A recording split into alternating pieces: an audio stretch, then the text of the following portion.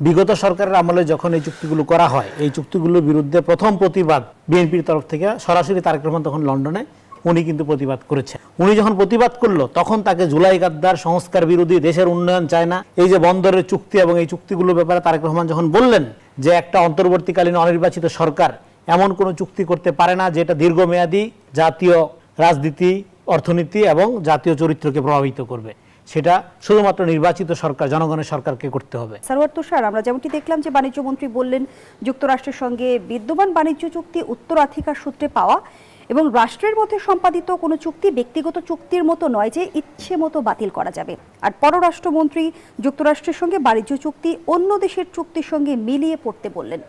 জানতে চাই যে অন্য দেশ বেশি শর্ত মেনেছে বলেই কি বাংলাদেশের 131টি শর্ত মেনে নেওয়া যৌক্তিক? আপনাকে ধন্যবাদ। যে দুই মন্ত্রীর উদ্ধৃতি আপনি দিলেন, সে দুই মন্ত্রীর উদ্ধৃতি থেকেই তো একটা মানে সরকারের মধ্যে যে এই ব্যাপারে একটা কোহেরেন্ট অবস্থান নাই এটা উঠে এসেছে। মানে বাণিজ্য মন্ত্রী এটা বলার চেষ্টা করছেন যে এটা তো তার সরকার করে নাই, তারা এটা উত্তরাধিকার সূত্রে পেয়েছে। অন্যদিকে আপনি যে উদ্ধৃতিটা এখন দিলেন পররাষ্ট্রমন্ত্রীর, বোঝা গেল যে এখানে তার ইন্টারেস্ট আছে। তিনি যেটা বলেছেন, আপনি অন্য দেশের সাথে মিলিয়ে দেখেন, এখানে আমাদের একটা উইন উইন আছে, এরকম একটা বক্তব্য তার। এবং এটা প্রায় রাজনৈতিক এবং মিডিয়া জগৎ সহ সংশ্লিষ্ট সচেতন মহলে এটা প্রতিষ্ঠিত যে গত সরকারের নিরাপত্তা উপদেষ্টা থাকাকালীন বর্তমান যিনি পররাষ্ট্রমন্ত্রী তিনি আসলে ওই সরকারকে এই চুক্তির দিকে নিয়ে গিয়েছিলেন, এবং সেটা মাত্র নির্বাচনের মাত্র 3 দিন আগে। এবং পত্রপত্রিকাটা লেখালেখি হচ্ছে, অনেক সিপিডি সহ অনেক প্রতিষ্ঠান থেকে আপত্তি প্রকাশ করা হচ্ছে যে আমাদের অর্থনৈতিক সার্বভৌমত্ব, জ্বালানি সার্বভৌমত্ব এগুলো ঝুঁকির মধ্যে পড়ছে। এটা আমরা এনার্জি ক্রাইসিসের সময় দেখলাম যে যখন রাশিয়া থেকে আপনি কার কাছ থেকে তেল কিনবেন, বিশ্ববাজারে যেখান থেকে কিনলে আপনার সবচেয়ে বেশি লাভ হবে, সবচেয়ে কম খরচে সবচেয়ে দ্রুততম সময় আপনি পাবেন। কিন্তু এখন আপনাকে যদি আরেকটা দেশ মার্কিন যুক্তরাষ্ট্রের কাছ থেকে অনুমতি নিয়ে এটা করতে হয়, তাহলে তো এটা বেশ একটা সমস্যাজনক। কিন্তু এই চুক্তির মধ্যে এরকম অনেকগুলো ধারা আছে, এবং এখানে বাংলাদেশ কি কি করবে সেটা যতবার বলা হয়েছে, আমেরিকা কি করবে এটা কিন্তু এই চুক্তির মধ্যে বলা হয়নি। এটা হচ্ছে এটা প্রধান একটা সমস্যা। এবং এখানে অবশ্যই বাংলাদেশ এই চুক্তিতে অধস্তন, মানে বাংলাদেশ এখানে প্রায় নিষ্ক্রিয়। তাহলে এই চুক্তির মধ্য দিয়ে কার স্বার্থ রক্ষা হচ্ছে? এখানে বাংলাদেশের জনগণের স্বার্থ রক্ষা হচ্ছে এরকম বলা যাবে না। এমনকি ওই সরকারের উপদেষ্টা ছিলেন ফরিদা আক্তার, তিনি কিন্তু এখন পত্রিকায় লিখে বলছেন যে কিভাবে এটা জিএমও বিরোধী সহ বাংলাদেশের স্বার্থ রক্ষা বিরোধী। সেটা তিনি যেমন বলেছেন, আরেক উপদেষ্টা সাখাওয়াত সাহেব তিনিও বলেছেন, অনেকেই কিন্তু সবাই মুখ খোলা শুরু করেন নাই, কিন্তু অনেকেই বলা শুরু করেছেন। ফলে এটা যে আসলে তৎকালীন নিরাপত্তা উপদেষ্টা তার একটা বিশেষ অ্যাসাইনমেন্ট ছিল, এবং সেই অ্যাসাইনমেন্টের কারণেই তিনি ওই সরকারের অংশ হয়েছিলেন, এবং এই সরকারের অংশ, এটা কিন্তু দিবালোকের মতো পরিষ্কার, নেই আর কোনো সন্দেহ থাকা উচিত না যে তিনি এটার মূল অনুঘটক। এবং কিন্তু এর দায় কি শুধুমাত্র নিরাপত্তা উপদেষ্টার উপর বর্তায় কিনা? অন্তর্বর্তীকালীন সরকারকে দায় আসলে কোনোভাবে প্রধান উপদেষ্টা, তৎকালীন প্রধান উপদেষ্টা ডক্টর ইউনূসকেও নিতে হবে যে তিনি কেন, যেটা বলা হচ্ছে যে জনগণের স্বার্থবিরোধী একটা চুক্তি, সেটা কেন তিনি করলেন, এবং কেন তিনি একজনের কথা শুনে এটা করবেন। এবং এখানে তিনিও কিন্তু মার্কিন ইন্টারেস্টটাই বেশি দেখেছেন। আমরা তাকে চুক্তি নিয়ে কিন্তু অনেক লোকচুরিও দেখেছি সে সময়, রাইট? হ্যাঁ, সেটা নিয়ে মানে একটা নির্বাচনের 3 দিন আগে একটা চুক্তি হওয়া, এটা তো খুবই মানে আশ্চর্যজনক ব্যাপার। যেমন ধরেন এই সরকারের অধীনে, ওই সরকারের অধীনে তো নির্বাচন হয়েছে নাকি? তো ওই সরকারটা কিন্তু শুধু স্রেফ, আমরাই বলেছি, অনেকবার বলেছি যে স্রেফ তত্ত্বাবধায়ক সরকার ছিল না, এটা 1.5 বছর মেয়াদি একটা সরকার ছিল, যার অনেকগুলো ম্যান্ডেটের মধ্যে সংস্কার বিচার ইত্যাদি করেছে। কিন্তু নির্বাচন যখন আপনি ঠিক করলেন যে 12ই ফেব্রুয়ারি, তার 3 মাস আগে থেকে এই সরকার কিন্তু তত্ত্বাবধায়ক সরকার হয়ে গেছিল। মানে আপনি জানেন যে তত্ত্বাবধায়ক সরকার একটা 3 মাস মেয়াদী সরকার, তত্ত্বাবধায়ক সরকার এসে কিন্তু দেশের কোনো গুরুতর নির্বাহী সিদ্ধান্ত নিতে পারে না। আপনি আগে যা রুটিন ওয়ার্ক করবে, তাহলে আপনি 3 দিন আগে কিভাবে এই চুক্তিটা করলেন? এটা তো জনগণের সাথে একটা বিশ্বাসঘাতকতা করা হয়েছে। এবং রাজনৈতিক দলগুলো যেটা নিয়ে মতামত দেবে বা দেবে না সেটার সুযোগ রাখা হয় না। 3 দিন আগে নির্বাচনে, আমরা ধরেন আমি হয়তো খেয়াল করিনি, আমি একজন প্রায় প্রত্যেকটা ডেভেলপমেন্ট যে খেয়াল করা মানুষ রাজনীতিবিদ হিসেবে, আমি নির্বাচনে হয়তো আমি নিজের ইয়ানফসি অবস্থায় আছি। আপনি 3 দিন আগে একটা নির্বাচনের প্রার্থীর সাইকোলজি চিন্তা করে দেখেন, রাজনৈতিক দলগুলো সাইকোলজি চিন্তা করে দেখেন, তার মধ্যে আপনি হুট করে এই জিনিসটা প্রায় গোপনে নির্বাচনের 3 দিন আগে সময়টাকে বেছে নেওয়ার পেছনে বিশেষ কোনো উদ্দেশ্য রয়েছে? আমার মনে হয় আছে, অবশ্যই আছে, যেন এটা নিয়ে মানে আলোচনা যেন কম হয় বলা না যায়। কিন্তু এখানে বাণিজ্য মন্ত্রী যে কথাটা বলেছেন যে চাইলেই একটা চুক্তি স্ক্র্যাপ করা যায় না, এটা সত্য, এটা ঠিক, এখানে ওনাকে দোষ দিয়ে লাভ হবে না। কিন্তু এই চুক্তির মধ্যে কিন্তু 60 দিনের মধ্যে এটা বাতিল করার একটা বা রিভিউ করার একটা ক্লজ আছে। তো আপনি যেহেতু নির্বাচনে 3 দিন পরে হয়েছে, এই সরকারের এখন হার্ডলি 2.5 মাস হয়েছে, তো এটা নিয়ে যখন কথাবার্তা হচ্ছিল সরকার কি মানে বিএনপি সরকারকে যেখানে দায়টা যেখানে নিতে হবে এটা তার করা কাজ না, কিন্তু তাকে যেখানে দায় নিতে হবে যে তার যে এই চুক্তি যে জনগণের স্বার্থ বিরোধী যদি বিএনপি মনে করে থাকে, তারা কিন্তু এই কথাটা জনগণকে বলছে কিন্তু না। যুক্তরাষ্ট্রের মতো পরাশক্তিকে চ্যালেঞ্জ করার সক্ষমতা আমাদের রয়েছে কি? এটা আমার স্বার্থ বিরোধী হলে আমি এটা বলতে পারবো না, ডিপ্লোম্যাটিক ল্যাঙ্গুয়েজে বলতে হবে, ডিপ্লোম্যাটিক ল্যাঙ্গুয়েজে বলতে হবে। আপনি দেখবেন যে এই সরকারের পররাষ্ট্র নীতির একটা বিশেষ প্যাটার্ন লক্ষ্য করা যাচ্ছে। অবশ্যই যুক্তরাষ্ট্রকে আমরা মানে অবজ্ঞা করতে পারবো না বা তোয়াক্কা না করে পারবো না, তারা একটা গ্লোবাল পাওয়ার, এ ব্যাপারে কোনো সন্দেহ নাই। কিন্তু আমি কি ডিপ্লোম্যাটিক ল্যাঙ্গুয়েজে এটা বলতে পারবো না যে আমার এখানে স্বার্থক্ষুণ্ণ হচ্ছে?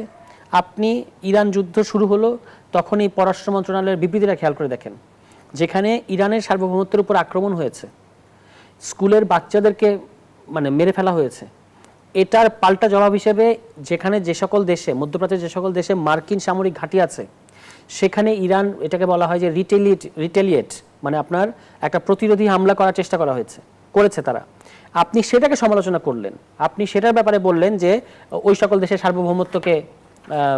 সার্বভৌমত্ব লঙ্ঘন করা হচ্ছে, কিন্তু ইরানের যে আপনার হামলা করে যে তার দেশের সর্বোচ্চ নেতাকে মেরে ফেলা হয়েছে সেই কথাটা তো আপনি আপনার বিবৃতিতে নাই। এটা আপনি ডিপ্লোম্যাটিক ওই ব্যালেন্স রেখেই বলতে পারতেন যে উভয় পক্ষকে আমরা মনে করি যে কূটনৈতিকভাবে এটা সমাধান করা উচিত, যুদ্ধ কোনো সমাধান না, উভয় পক্ষকে আমরা সংযত আচরণ করতে বলবো এবং আপনারা একসাথে বসে টেবিলে নেগোসিয়েশন করেন। এই কথাটা কি বাংলাদেশ বলতে পারতো না? আপনার সংবিধানে কিন্তু বলা আছে আমরা যে কোনো জনগোষ্ঠী যখন নিপীড়নের মুখে পড়বে, যখন তারা মজলুম হবে বা তারা আক্রান্ত হবে, আমরা তাদের পক্ষ নেব। তো সরাসরি আপনি পক্ষ নিতে পারবেন না, আপনার সক্ষমতার ঘাটতি আছে আমরা বুঝি, কিন্তু এখানে তো শহীদ প্রেসিডেন্ট জিয়াউর রহমান তো ইরাক ইরান যুদ্ধের সময়ে তার সময়ে তিনি তো ওই যুদ্ধের একটা মীমাংসা করা পর্যন্ত প্রজ্ঞা দেখাতে পেরেছিলেন। তাহলে এখন আপনি যদি সরাসরি অবস্থান নাও নিতে পারেন, আপনি উভয় পক্ষকে সংযত থাকতে বলেন অন্তত, কিন্তু এখন যখন আপনি একপাক্ষিকভাবে বললেন তখন তো বোঝা যায় যে আপনি আসলে মার্কিন যুক্তরাষ্ট্রের স্বার্থটা এখানে দেখছেন। এবং আমাদের যেমন তাদের সাথে স্বার্থ রাখতে হবে, কিন্তু সবার আগে কিন্তু আমাদের স্বার্থ। এই সরকার ঘোষণা দিয়ে এসে কি বলেছে? সবার আগে বাংলাদেশ। এখন তো দেখা যাচ্ছে সবার পরে বাংলাদেশ, মানে বাংলাদেশের স্বার্থই সবার পরে। এ কারণে বিএনপি সরকার ওই চুক্তিটা করে যায় না, এটা সত্য, কিন্তু বিএনপি সরকার কিন্তু এটা বলছে না যে এই চুক্তিটা আমার জনগণের স্বার্থ বিরোধী, সুতরাং আমরা এটা রিভিউ করা উচিত। অন্তত এই কথাটা আপনি ডিপ্লোম্যাটিক ল্যাঙ্গুয়েজে বলতে পারেন। রেজাউল করিম রনি, সরকার বলছে বাংলাদেশ ফার্স্ট, সবার আগে বাংলাদেশ, কিন্তু এই বাণিজ্য চুক্তির মধ্য দিয়ে কি সবার পরে বাংলাদেশ আসছে, যেমনটি সারওয়ার তুষার তুলে ধরছিল? আর যে ডিপ্লোম্যাটিক ল্যাঙ্গুয়েজের কথা বলেছে সেটি আসলে কেমন হওয়া উচিত? জি ধন্যবাদ। যে যেখান থেকে দেখছেন আমাদের শুনছেন সবাইকে আমার সালাম এবং কৃতজ্ঞতা। দেখেন, বিগত সরকারের আমলে যখন এই চুক্তিগুলো করা হয়, এই চুক্তিগুলোর বিরুদ্ধে প্রথম প্রতিবাদ বিএনপির তরফ থেকে সরাসরি তারেক রহমান তখন লন্ডনে উনি কিন্তু প্রতিবাদ করেছেন। উনি যখন প্রতিবাদ করলো তখন তাকে জুলাই গাদ্দার, সংস্কার বিরোধী, দেশের উন্নয়ন চায় না, এই যে বন্দরের চুক্তি এবং এই চুক্তিগুলোর ব্যাপারে তারেক রহমান যখন বললেন যে একটা অন্তর্বর্তীকালীন অনির্বাচিত সরকার এমন কোনো চুক্তি করতে পারে না যেটা দীর্ঘমেয়াদী জাতীয় রাজনীতি, অর্থনীতি এবং জাতীয় চরিত্রকে প্রভাবিত করবে, সেটা শুধুমাত্র নির্বাচিত সরকার, জনগণের সরকারকে করতে হবে। তখন তার বিরুদ্ধে চতুর্মুখে কথাবার্তা বলা হয়েছে, সমস্ত বুদ্ধিজীবীরা লেখালেখি করছে, কথা বলছে, এবং আজকে দেখেন তার আশঙ্কায় সত্য প্রমাণিত হয়েছে। একটা চুক্তি যখন একটা দেশের সাথে করে, সেই চুক্তিতে অনেকগুলো বিষয় থাকে যেগুলো গোপনীয়তার শর্ত মেনেই করা হয়, এবং এই চুক্তির ক্ষেত্রে যেটা হয়েছে বাংলাদেশের তরফ থেকে কিন্তু কোনো কিছু জানানোর সুযোগ নাই। যুক্তরাষ্ট্র যেগুলো আগে জানিয়েছে সেগুলো রিভিউ করে আমরা দেখছি আর এখানে তো বাংলাদেশের স্বার্থ পুরোপূর্ণভাবে লঙ্ঘন করা হয়েছে। বাংলাদেশ তো বেশিরভাগ জায়গায় ক্ষতিগ্রস্ত, বেশিরভাগ জায়গাতে যুক্তরাষ্ট্র আগে গেছে, এটা কিন্তু আমরা বুঝতে পারছি যুক্তরাষ্ট্রের তরফ থেকে ডিসক্লোজ করার পরে। আমরা কিন্তু ডিসক্লোজ বাংলাদেশে তো বলা হচ্ছে নন ডিসক্লোজার, হ্যাঁ, সেটা চুক্তির শর্ত, এটা আপনি ভঙ্গ করতে পারবেন না, এভাবে কূটনীতি ফাংশন করে। তো ফলে সেদিক থেকে আপনি ধরেন এই চুক্তির পুরাপুরি সব কিছু ডিসক্লোজ করা বা সংসদে আলাপ করার সুযোগ এই চুক্তির আওতার মধ্যেই নাই। কিন্তু এই চুক্তিটা যখন করা হলো তখন তৎকালীন অ্যাটর্নি জেনারেলকে দিয়ে, অ্যাটর্নি জেনারেল যেহেতু তখন সরকারের নিয়োগকারী প্রধান লিগ্যাল ব্যক্তি এবং রাষ্ট্র তার মক্কেল, সে এখন যিনি আইনমন্ত্রী, তিনি এটা ডিফেন্ড করেছে, বলছে না অন্তর্বর্তীকালীন সরকার চাইলে সব করতে পারে, যেহেতু নির্বাহী ক্ষমতা তার আছে। নির্বাহী ক্ষমতার দোহাই দিয়ে এই কাজটা একটা দেখেন, এটা বড় শিক্ষা হতে পারে বাংলাদেশের জাতীয় রাজনীতির জন্য, যে এই ধরনের এনজিও টাইপের বুদ্ধিজীবী মার্কা নন পলিটিক্যাল রাজনৈতিক শক্তি, হ্যাঁ, মানে অরাজনৈতিক অ্যাক্টরগুলো, শক্তিগুলো কতটা ক্ষতিকর হতে পারে দেশের আপনার অর্থনৈতিক সার্বভৌমত্ব এবং আমাদের জাতীয় স্বার্থ কিন্তু বর্তমান সংরক্ষণের ক্ষেত্রে। পররাষ্ট্রমন্ত্রী তো তো জানিয়েছেন এই চুক্তির বিষয়ে তখন বিএনপি জামায়াত উভয় দলই জানতো এবং তাদেরও সম্মতি ছিল। তাহলে বর্তমানে এই রাজনৈতিক দলগুলো আসলে দায় এড়ানোর কোনো সুযোগ আছে আমি তো কিনা? সম্মতির উদাহরণ দিলাম আপনাকে, এটা ওপেন রেকর্ড আছে যে বন্দর এবং এই চুক্তিগুলির বিষয়ে তারেক রহমান স্পষ্ট বক্তব্য আছে, যেই সমস্ত চুক্তি, যেই সমস্ত আপনার বিষয় আশয় অন্য রাষ্ট্রের সাথে অপর রাষ্ট্রের সাথে দীর্ঘমেয়াদে জাতীয় অর্থনৈতিক সার্বভৌমত্ব প্রশ্নকে প্রধানমন্ত্রী যদি প্রভাবিত করবে। তখন এই চুক্তির বিষয়ে অপোজ করে থাকেন, আমি বর্তমানে আপনাকে যেহেতু বলি, ক্ষমতায় আছেন, এখন তখন এই উনি চুক্তি বাতিলের ক্ষেত্রে কোনো পদক্ষেপ নেবেন? রাইট, তখন উনি বিরোধী দলীয় নেতা ছিলেন, রাজনীতি, এখন উনি দেশের প্রধানমন্ত্রী এবং চুক্তির যে শর্ত রাষ্ট্র হিসেবে বাংলাদেশ মানতে বাধ্য, সেই অনুযায়ী রাষ্ট্রকে আচরণ করতে হবে, প্রধানমন্ত্রীকে আচরণ করতে হবে। এবং এখানে আপনি কথা বলছেন একটা গ্লোবাল সুপার পাওয়ার নিয়ে, যেই সুপার পাওয়ারে ট্রাম্পের মতো একটা লোক বসে আছে যার সকাল বিকালের সিদ্ধান্ত এবং কথাবার্তার কোনো মিল নেই। এবং আপনি দেখছেন তো মাদুরোকে কীভাবে স্যাংদুলা করে তুলে নিয়ে আসছে। আমি বলছি না সেই কন্ডিশন বাংলাদেশের ক্ষেত্রে হবে। বাংলাদেশের স্বার্থ এখানে যেগুলোর ক্ষেত্রে লঙ্ঘিত হয়েছে, যেগুলো স্পষ্ট দেখা যাচ্ছে, সেই স্বার্থগুলো নিয়ে সবগুলো কি বাংলাদেশ এখন ইমপ্লিমেন্ট করছে? নো।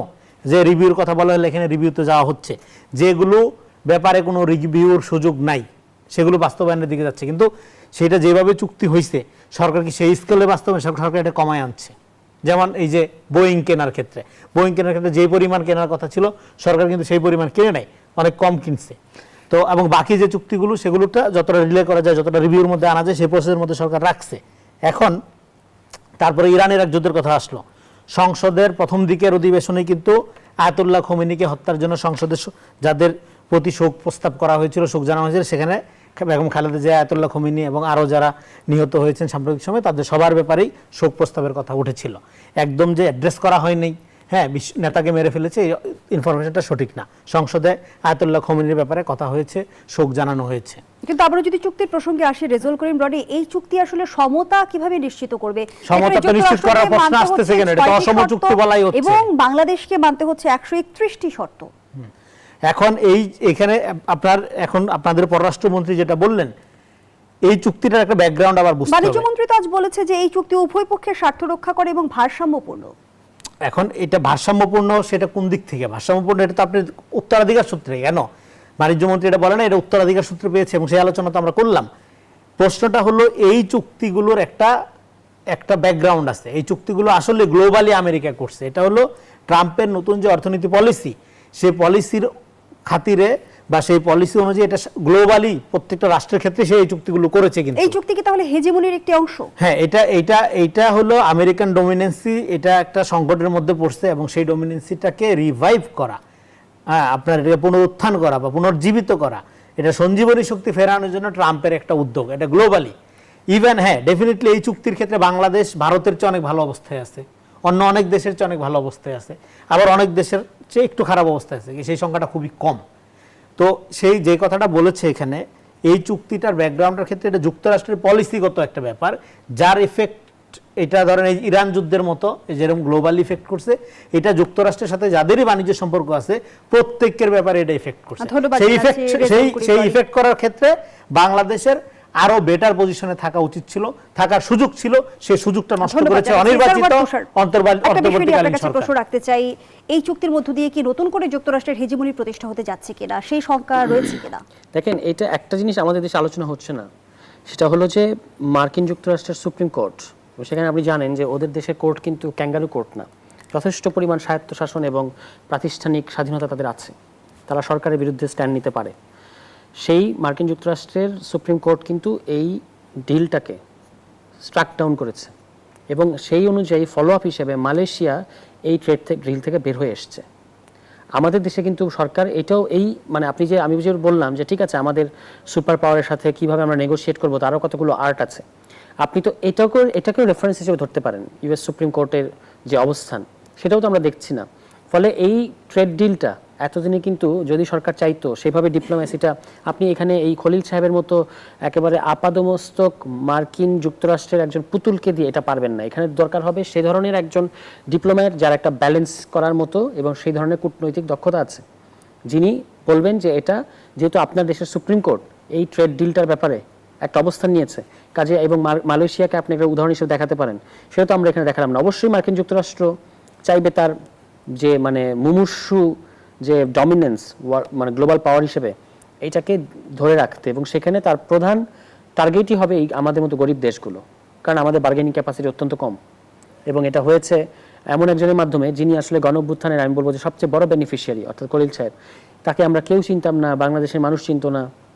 ওরা হঠাৎ করে কোথা থেকে এসে তিনি এসে বাংলাদেশের গণ অভ্যুত্থানের পরে একটা নিরাপত্তা উপদেষ্টার মতো একটা স্পর্শকাতর জিনিস, সেটাতে তিনি দায়িত্ব নিলেন। এবং বিএনপি তখন পদত্যাগ চেয়েছিল, পরবর্তীতে আবার তাকেই পররাষ্ট্রমন্ত্রী করলো।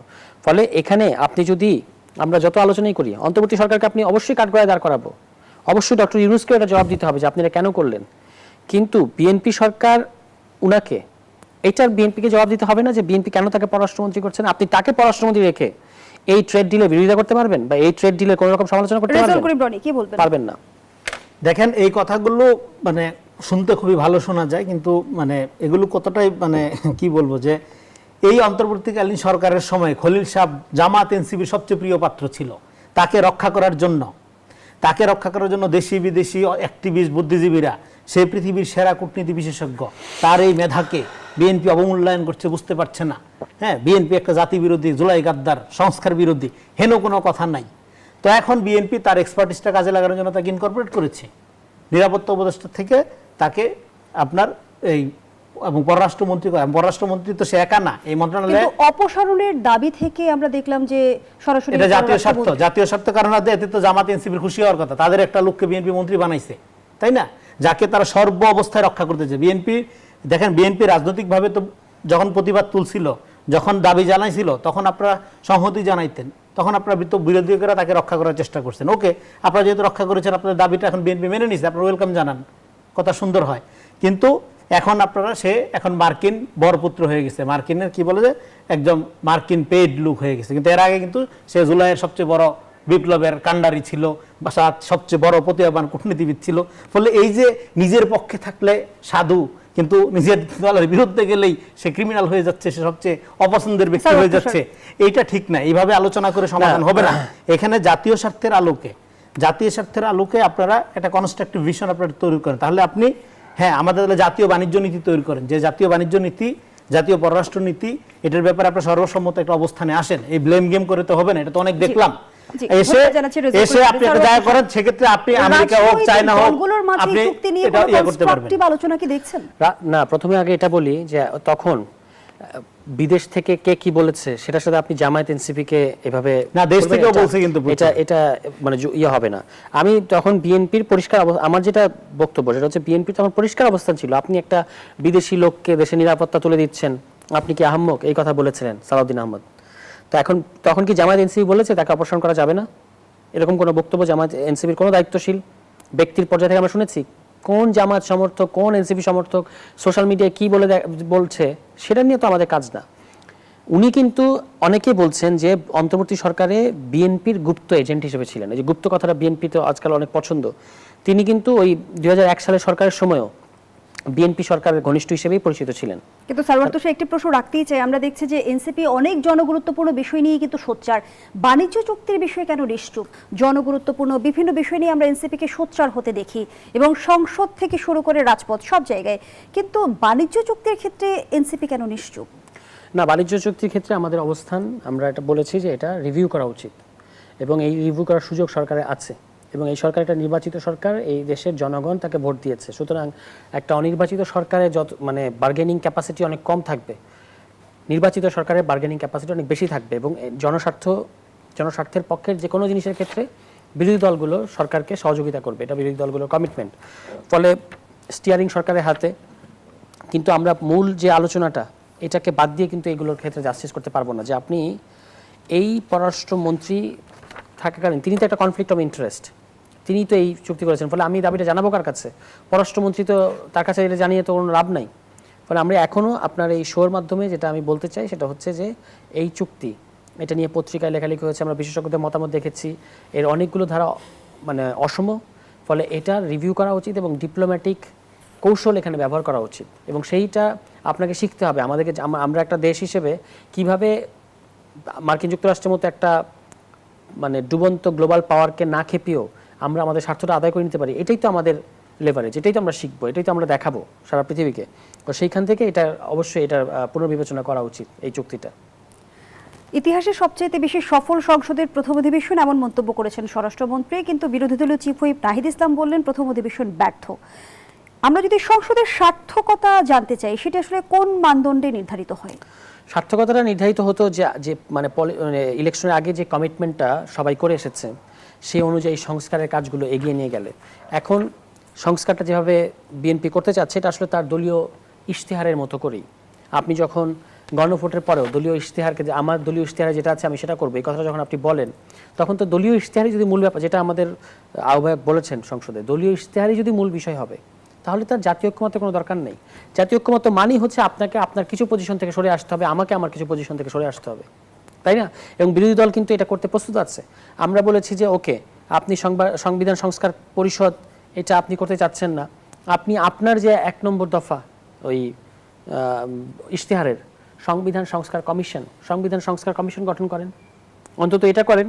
কিন্তু বিএনপি কিন্তু সেটাও করতে পারবে না, তারা সংশোধনী কমিটি করবে। স্বরাষ্ট্রমন্ত্রী কিন্তু সংসদ ইতিমধ্যেই জানিয়েছে নির্বাচন আদায়ের জন্য তারা অনেক কিছুতেই আপোষ করে আপনি ভাবতে পারেন যে এটা, যদি একটু জানতে চাই, অন্তর্বর্তীকালীন সরকারের তরফ থেকে কিংবা ঐকমত্য কমিশনের তরফ থেকে সংস্কার চাপিয়ে দেওয়ার এক ধরনের প্রবণতা ছিল কিনা? না, একেবারেই ছিল না। বরং এই যে কথাটা, যে এটা থ্যাংক ইউ আপনাকে যে আপনি প্রসঙ্গটা তুলেছেন, আমি এটা কথা ভুলে গিয়েছিলাম। একটা দল এটা জানাচ্ছে যে আমি অনেক কিছু মেনে নিয়েছি, আপোষ করেছি, কারণ নির্বাচনের জন্য আমাকে নির্বাচন করতে হবে। মানে আপনি জুলাই সনদের মতো একটা জাতীয় ঐক্যমত্যের দলিল, যেখানে আমাদের রাষ্ট্রীয় সংস্কারের বিষয়গুলো আছে, এটাকেও আপনার ক্ষমতায় যাওয়ার একটা টুল হিসেবে ব্যবহার করেছেন। আপনি মনে মনে এক জিনিস, মুখে আরেক জিনিস। এটাই তো মুনাফিকি, এটাই তো হিপোক্রেসি, যে আপনি আসলে একমত না, কিন্তু আপনি ভান ধরেছেন যে আপনি একমত। এখন যখন ক্ষমতায় এসেছেন তখন আপনি বলছেন যে আমরা তো আসলে এগুলোর সাথে একমত ছিলাম না। যদি নির্বাচন তো প্রশ্ন আসে যে জুলাই সনদের কথা আপনি বলছেন, যেখানে রাজনৈতিক দলগুলো সবাই স্বাক্ষর করেছে, ঐকমত্য হয়েছে, কিন্তু গণভোটে আমরা আবার দেখেছি নোট অফ ডিসেন্ট গুলো সংযুক্ত হয়েছে, তাহলে এইখানে কি দ্বিচারিতা দেখেন না? না, কেন এটা দ্বিচারিত হবে? জুলাই সনদের জায়গায় আছে। জুলাই সনদের গণভোটে কি জুলাই সনদ নাই? গণভোটের 3টা প্রশ্নের মধ্যে জুলাই সনদ আছে। সেখানে বলা আছে যে এটা জুলাই সনদে যেভাবে বর্ণনা করা আছে সেভাবে হবে। তো যখনই 1 নম্বর প্রশ্নের ক্ষেত্রে আপনি বললেন গণভোটে যে এইটা জুলাই সনদ অনুযায়ী হবে, তার মানে জুলাই সনদে যদি আপনার নোট অফ ডিসেন্ট থাকে সেটা অ্যাকসেপ্ট হবে, এটা তো নিয়ে কেউ দ্বিমত করছে না। কিন্তু গণভোটের উপরে তো নোট অফ ডিসেন্ট মানে প্রাধান্য পাবে না। গণভোট মানে পিপলের ম্যান্ডেট। এটা তো সালাউদ্দিন আহমদ বলেছেন কমিশনের ভিতরে, যে আমরা সমস্ত রাজনৈতিক দল একটা ব্যাপারে একমত হলেও সবাই মিলে পুরো জনগণকে প্রতিনিধিত্ব করি না, কিছু জনগণ এর বাইরে থাকে, কাজে গণভোট করা হোক। গণভোট যখন হয়ে গেছে, সেই গণভোটের উপরে কোনো কিছু নাই, আপনার দলীয় মতামত গণভোটের উপর প্রাধান্য পাবে না। কিন্তু আপনি যেটা বলছেন, যেটা বললেন স্বরাষ্ট্রমন্ত্রী, যে আমরা অনেক কিছু মানতে বাধ্য হয়েছি, অনেক কিছু আমরা বাধ্য হয়েছি, আমরা অনেক কিছু মেনে নিয়েছি, আপোষ করেছি যদি নির্বাচন না দেয়, এবং এই কথাটা পুরো ট্রেজারি বেঞ্চ টেবিল চাপড়ে সমর্থন করলেন, এটা খুবই দুঃখজনক। এবং আমি খুবই হতবাক হয়েছি বিএনপির এই পলিটিক্যাল স্ট্যান্ড। ধন্যবাদ জানাচ্ছি রেজাউল করিম রনি। গণভোটের মধ্য দিয়ে নোট অফ ডিসেন্ট কি খারিজ হয়ে গেছে? দেখেন, এগুলো নিয়ে বহু আলাপ করছি আজকে অন্য জায়গা থেকে আগে। দেখেন, এই যে আমাদের পররাষ্ট্রমন্ত্রী খলিলুর রহমানকে নিয়ে আলাপ হচ্ছিল, এখানে সারওয়ার তুষার বলল যে কোন বিদেশ থেকে কে কি বললো এটা কিছু আসে যায় না, কোনো গুরুত্বপূর্ণ নেতা এটা পজিশন নেয় ওনার পক্ষে। নো, মুজিবুর রহমান মঞ্জু, ব্যারিস্টার ফুয়াদ, ওনাদেরকে নিশ্চয়ই ভুইফোন নেতা বলবেন না। হ্যাঁ, তারা এই খলিলুর রহমান সাহেবের পক্ষে অবস্থান নিয়েছে, তার প্রতিবার প্রশংসা করেছে। বিএনপির যখন তার বিরোধিতা করছিল তখন তারা বিএনপির বিরোধিতা করেছিল খলিলুর রহমান সাহেবের পক্ষ নিয়ে। ফলে এটা শুধুমাত্র বিদেশ থেকে যারা থাকে অ্যাক্টিভিজম করে অনলাইনে, তারা খলিলুর রহমানকে শ্রেষ্ঠ প্রতিভা আকারে আখ্যায়িত করছে তা না। দেশের যারা রাজনীতিবিদ, গুরুত্বপূর্ণ রাজনীতিবিদ, এখন জোটের তো একটা দলের প্রধান, হ্যাঁ, তারা এটা করছে। ফলে এটা তথ্য হিসেবে সঠিক না। আরেকটা হলো 2001 থেকে 6 সাল পর্যন্ত উনি যদি বিএনপি সরকারের সময় দায়িত্ব পালন করে থাকেন, তারপরে আর সে গুপ্ত হয় কিভাবে? সে তো প্রকাশ্যই জানা কথাই। হ্যাঁ, আর বিএনপি একটা ইনক্লুসিভ পলিটিক্যাল পার্টি হিসেবে এর সাথে গুপ্তভাবে যুক্ত থাকার কোনো সুযোগ নেই। হ্যাঁ, প্রকাশ্যভাবেই থাকা যায়। ত্রয়োদশ সংসদের প্রথম অধিবেশন নিয়ে বিতর্ক কেন? হ্যাঁ, এখন আচ্ছা, তারপরে আসেন আপনার এই যে দেখেন, এখানে সংস্কার, নির্বাচন এবং এই জুলাই সনদ এবং আপনার গণতান্ত্রিক উত্তরণ, এগুলোকে শুরুর থেকে এগুলোকে একটা কনস্পিরেসির মধ্যে নিয়ে যাওয়া হয়েছে এবং ডিপ স্টেটের এজেন্ডাগুলোর মধ্যে ঢুকে গিয়েছে। বিএনপি সালাউদ্দিন সাহেব যেটা বলেছে আমরা মেনে নিতে বাধ্য হয়েছি, এরকম কোনো কথা উনি বলেন নাই। কিন্তু বলছে আমরা নির্বাচনের স্বার্থে, গণতান্ত্রিক উত্তরণের স্বার্থে আমরা মেনে নিয়েছি। কোনটা মেনে নিয়েছি? জনগণকে যেভাবে বলা হয়েছে, আমরা যে জুলাই সনদটা এই সংসদের দক্ষিণ প্লাজায় টিপ টিপ বৃষ্টিতে স্বাক্ষর করেছি, সেইটার গণভোটে রাজি হয়েছি, সেইটার ম্যান্ডেট অক্ষরে অক্ষরে পালন করবো, সে কথা এখনও বলতেছে। সমস্যা কোথায়? এবং সেখানে যেগুলোতে নোট অফ ডিসেন্ট আছে সেগুলোতে এই সংসদে রহিত করে রাখছে, আরো অধিক যাচাই বাছাই করে তারপরে আইন করা হবে। সো বিএনপির পুরো আচরণের মধ্যে একটা কনসিস্টেন্সি আছে, কিন্তু আপনারা মনে করছেন যে এই যে অধ্যাদেশ মানে কি স্বল্প সময়ের জন্য আইন, অধ্যাদেশকে আপনারা মনে করতেছেন এটা একটা নির্বাচিত পার্লামেন্ট মানতে বাধ্য, এটা একটা অগণতান্ত্রিক আচরণ। কিন্তু গণভোটে যে জনগণ রায় দিয়েছে, তো সে জনগণ রায় দিয়েছে, এই রায় তো জনগণ বিএনপি চেয়েছে, হাবোর্ড বিএনপি চেয়েছে, তো সমস্যা কি? এই যেই সনদে স্বাক্ষর করেছি তার জন্য আমরা হাবোর্ড চেয়েছি। বিএনপি যখন হ্যাঁ ভোট চেয়েছে তখন কি গণভোটের প্রশ্ন দেখেনি, নোটিফিকেশনগুলো দেখেনি? গণভোটের প্রশ্নের মধ্যে তো এটা ছিল যে নির্বাচিত রাজনৈতিক দল তারা যেই মতো স্বাক্ষর করেছে সেই অনুযায়ী বাস্তবায়ন করবে, ছিলই তো, না দেখার কি আছে? তো সেই মতো বাস্তবায়ন করবে, সেখানে নোট অফ ডিসেন্ট সহ স্বাক্ষরিত হয়েছে।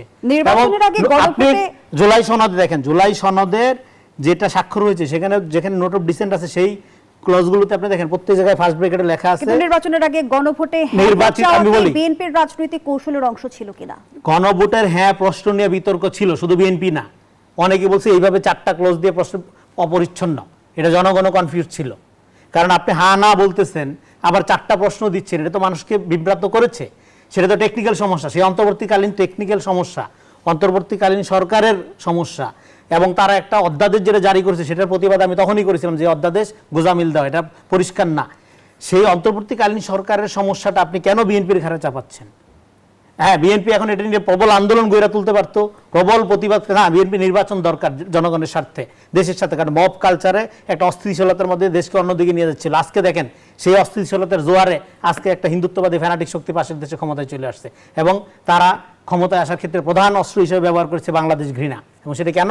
এখানে একটা ডানপন্থা উগ্রপন্থার উত্থান হচ্ছে, ফলে ভীষণ বেঙ্গল সফল করার জন্য যে প্রচেষ্টা নরেন্দ্র মোদী দীর্ঘদিন যাবৎ চালাচ্ছিল সেটা ছলে বলে কৌশলে আজকে হাসিল করে নিচ্ছে। এবং সেখানে নির্বাচনে যাওয়ার পরেই মুসলমানদের বাড়িতে আজকে আক্রমণ হচ্ছে, আজকে ওইখানকার মাইনরিটির অবস্থা দেখেন আপনি। ফলে এই যে এই ধরনের রাইট উইং পলিটিক্স, অনুভূতির রাজনীতি আজকে কত বড় বিপদ ডেকে আনে সেটা একটা জ্বলন্ত উদাহরণ আজকে কিন্তু আমরা পশ্চিমবঙ্গে দেখে ফেলছি।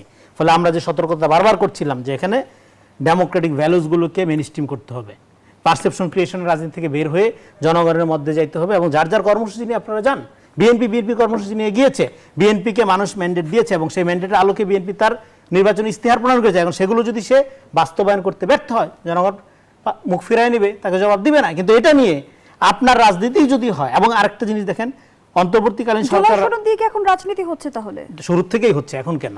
আপনার অন্তর্বর্তীকালীন সরকারের আমলে 18 মাস আপনি যে শাসন কাঠামো প্রয়োজন, এই অন্তর্বর্তীকালীন সরকারের আমলে যে অধ্যাদেশগুলো 133 এগুলি কেন করা হয়েছিল? সেই সময়ের শাসন কাঠামোটা ঠিকমতো চালানোর জন্য, রাষ্ট্র পরিচালনা করার স্বার্থে, যেহেতু এটা একটা বিশেষ পরিস্থিতির সরকার ছিল। তাহলে 18 মাসে তারা সরকার চালানোর মধ্য দিয়ে অনেকগুলো আইনের প্র্যাকটিস তারা করেছে, করার পরেও মানুষ তো নির্বাচনের জন্য পারলে আরেকটু হলে আন্দোলনে চলে যেত।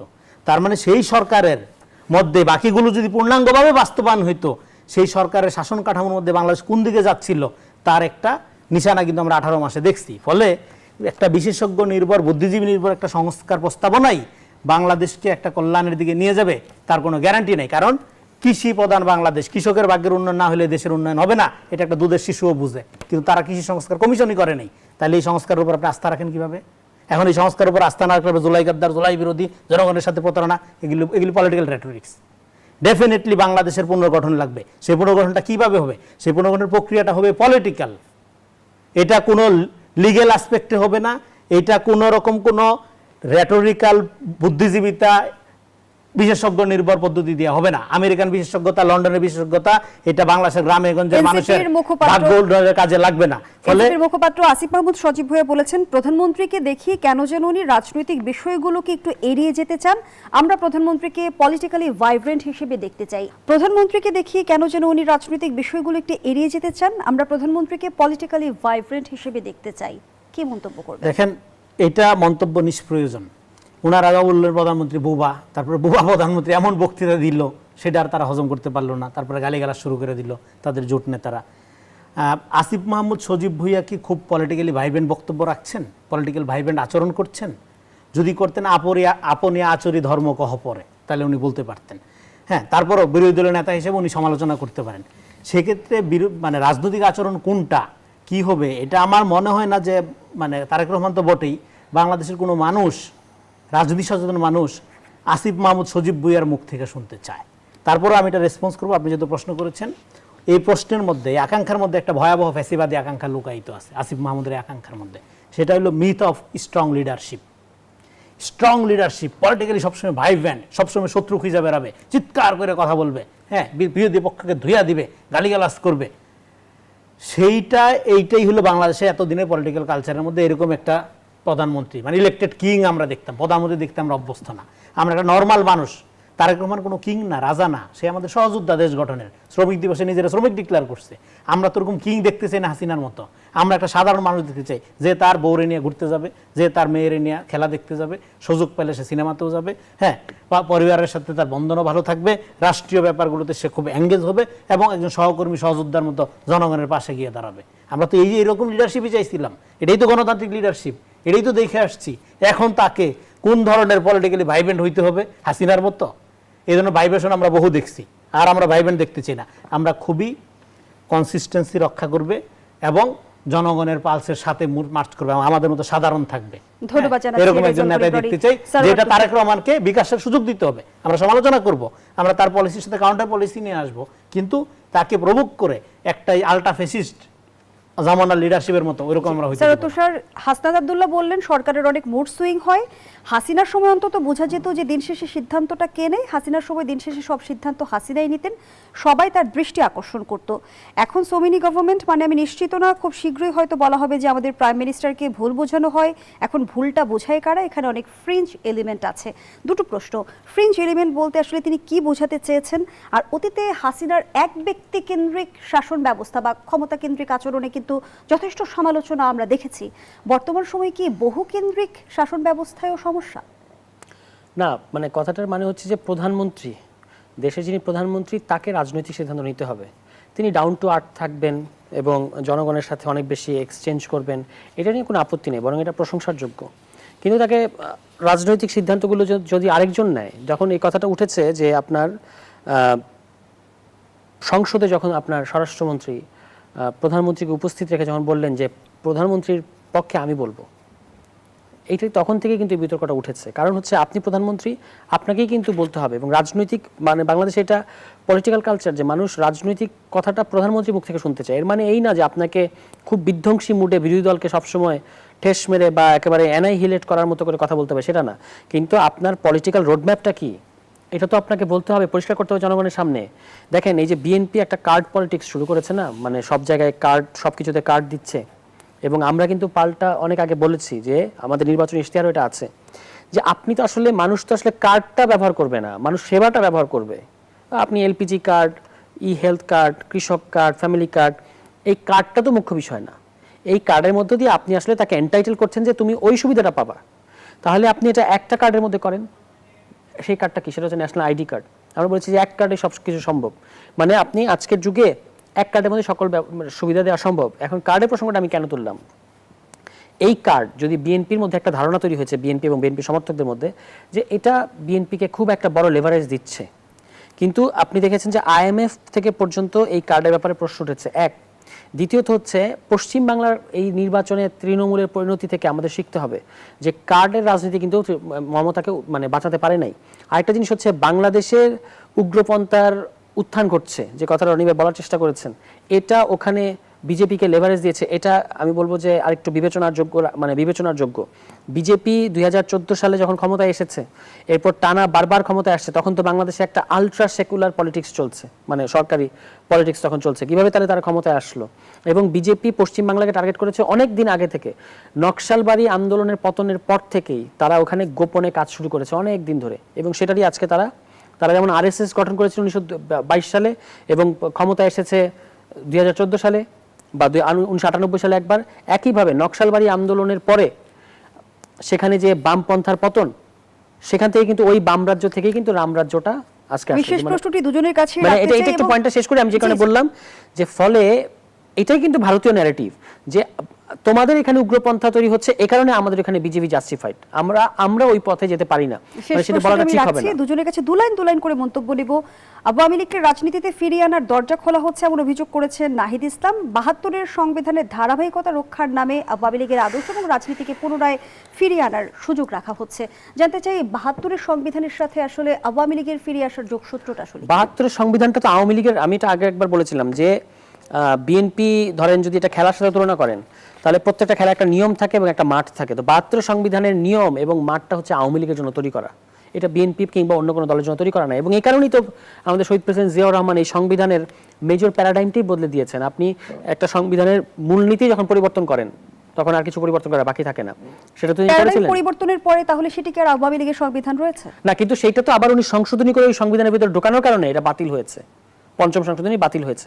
এখানেই তো আমরা তার যে মানে আমরা তাকে আপহোল্ড করি, আপহোল্ড করার পরেও যে এখানে সমালোচনা, এটা হচ্ছে আমাদের সমালোচনা। মন্তব্য নিয়ে শেষ করব। দেখেন আমি যে কুইক রেসপন্স করি, দেখেন প্রধানমন্ত্রী কিন্তু সালাউদ্দিন সাহেব বক্তব্য দেওয়ার পরে সমাপনী অধিবেশনে 50 মিনিট টানা বক্তব্য দিয়েছেন এবং ন্যাশনাল ইউনিটি এবং জাতিকে অ্যাড্রেস করে যে যে জরুরি বক্তব্যগুলো, এবং সেটা শেষ করতে হবে, ঐতিহাসিক একটা বক্তব্য হয়েছে। আরেকটা হলো ওয়ান সিটিজেন ওয়ান কার্ড, এই প্রকল্প চলতেছে, এটা সময় লাগবে, এটা অলরেডি গভর্নমেন্টের প্রকল্পের মধ্যে আছে, আমি জাস্ট জানাইলাম।